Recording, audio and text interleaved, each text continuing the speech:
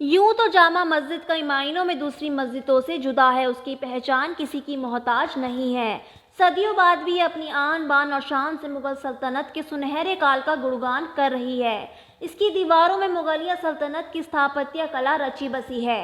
ये इतनी बड़ी है कि इसमें एक साथ करीब 25,000 लोग नमाज अदा कर सकते हैं। पर इसकी खासियत इतनी भर नहीं है। इसका इतिहास इससे कहीं ज़्यादा धनी है। कहते हैं एक बादशाह ने सपना देखा अल्लाह का सबसे ऊंचा दरबार बनाने का, और उस सपने की ताबीर बनी दिल्ली की जामा मस्जिद। तो आइए इतिहास के पन्नों को पलटकर एक बार फिर से इसके बनने की कहानी को पढ़ने की कोशिश करते हैं। जामा मस्जिद का सपना मुगल बादशाह शाहजहां ने देखा था। सपना एक ऐसी मस्जिद का जिसमें इबादत गाह ऐसी हो कि देखकर अपने आप मन में खुदा की बंदगी करने जैसे भाव जागे। यही नहीं, शाहजहां चाहते थे कि खुदा का दरबार उसके दरबार से ऊंचा हो, इतना ऊंचा कि खुदा के घर का फर्श उसके तख्त ताज से ऊपर हो। इसके लिए उनको लाल किले के सामने किसी स्थान की तलाश थी। उनकी तलाश पूरी हुई लाल किले के ठीक सामने स्थित भोजला नाम की पहाड़ी पर। इस छोटी सी पहाड़ी को मस्जिद बनाने के लिए चुना गया। ये शाहजहां के दरबार से ठीक सामने थी। आगे शाहजहां के सपने के तहत इसका काम शुरू कर दिया गया। 6 अक्टूबर 1650 को मस्जिद को बनाने का काम शुरू हुआ। मस्जिद का फ्लोर प्लान आगरा में स्थित जामा मस्जिद की तर्ज पर बनाया गया।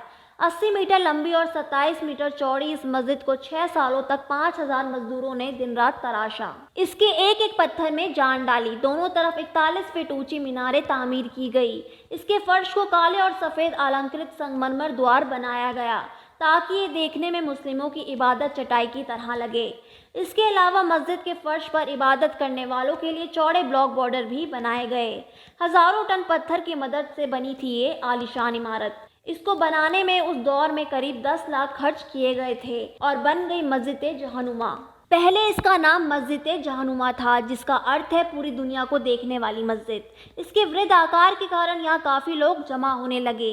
इससे लोगों ने इसे जामी मस्जिद कहना शुरू कर दिया।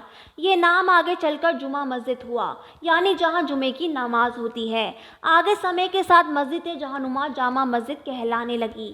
जिस दौर में इस मस्जिद का निर्माण हुआ उस दौर में मुगल वास्तुकला अपने चरम में थी। ये वही समय था जब इस्लामी वास्तुकला के कई बेहतरीन इमारतों में देखने को मिली, क्योंकि शाहजहां ने एक सपना देखा था कि वह अपने शासनकाल में भारत में दुनिया का सबसे खूबसूरत शहर बनाएंगे। इसके लिए शाहजहां ने शाहजहांबाद बसाया, जो फिलहाल पुरानी दिल्ली के रूप में जाना जाता है। इसी शहर में जामा मस्जिद तैयार हो गई थी, जो मुगलिया कला की समृद्धता का बड़ा उदाहरण बनी। मस्जिद की नक्काशी में हिंदू एवं जैन वास्तुकला की भी छाप छोड़ी गई।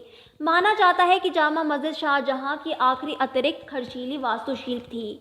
इतना ही नहीं, मुगल शासन शाहजहां का ये अंतिम आर्किटेक्चरल काम था। इसके बाद उन्होंने किसी कलात्मक इमारत का निर्माण नहीं करवाया।